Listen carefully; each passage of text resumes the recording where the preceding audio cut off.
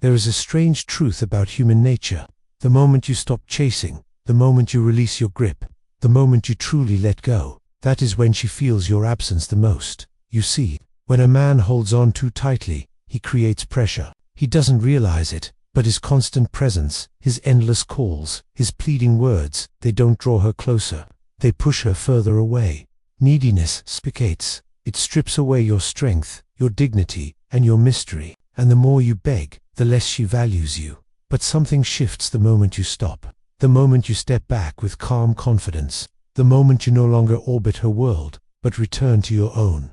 That is when your silence speaks louder than any words could. That is when she feels the weight of your absence. Think about it. When you chase, she runs. When you beg, she resists. But when you let go, she wonders, she questions, she remembers. Human nature is drawn to scarcity. We value what is rare. We miss what we lose. And we only realize the worth of something when it is no longer easily available. When you were always there, answering every call, replying to every message, waiting for her attention, she took you for granted.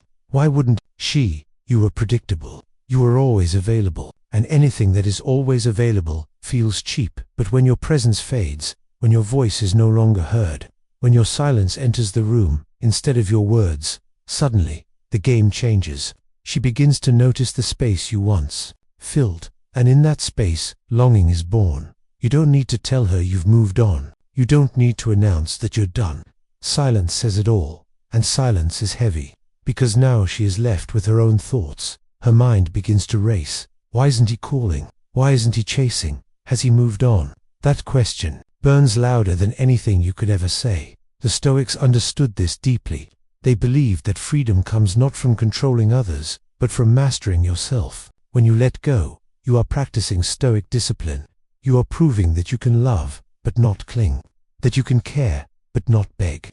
That you can desire, but not be enslaved. And this shift is powerful, because now you are no longer acting from weakness, but from strength. You stop asking, "What does she think of me?" And you begin to ask, "Who am I becoming?" When you reclaim your focus, you reclaim your power. She can feel it. The man who once needed her now stands tall on his own. The man who once chased now walks his own path. And that change unsettles her, because it is the opposite of what she expected. She thought you would always wait. She thought you would always need her. She thought your world would fall apart without her presence. But when it doesn't, when you continue forward with calm strength, when you begin to shine without her, when you live free instead of chained, that is when she starts to miss you. That is when she begins to chase. Absence creates longing.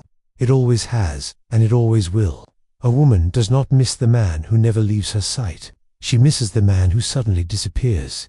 She misses the silence. She misses the mystery. And slowly, she starts to remember your value. This is the paradox. The less you need her, the more she feels she needs you. The more you let go, the more she reaches back. But here's the key. Letting go must be real, not a performance, not a trick, not pretending to move on while still obsessing inside. Nor real. Letting go is freedom. It is acceptance. It is the ability to say, if she returns, I am whole.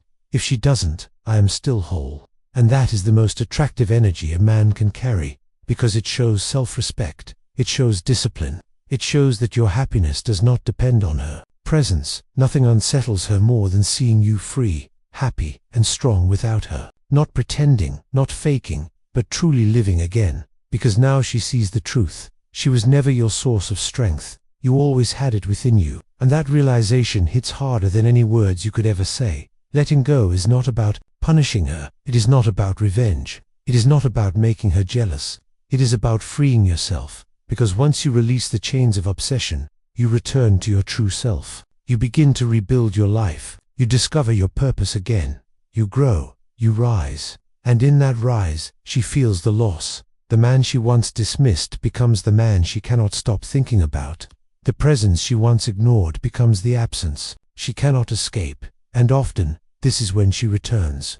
Not because you begged, not because you convinced her, but because your silence, your discipline, your freedom, spoke louder than your words ever could. But here's the final truth. By the time she comes back, you may no longer want her, because the man who let go is not the same man who once begged. He has changed. He has grown. He has risen above need, and sometimes letting go teaches you something greater, that her return was never the prize. The prize was your transformation. The prize was your freedom. The prize was finding yourself again. So remember this, when you let go, that's when she comes back. But the real victory is that you no longer need her to.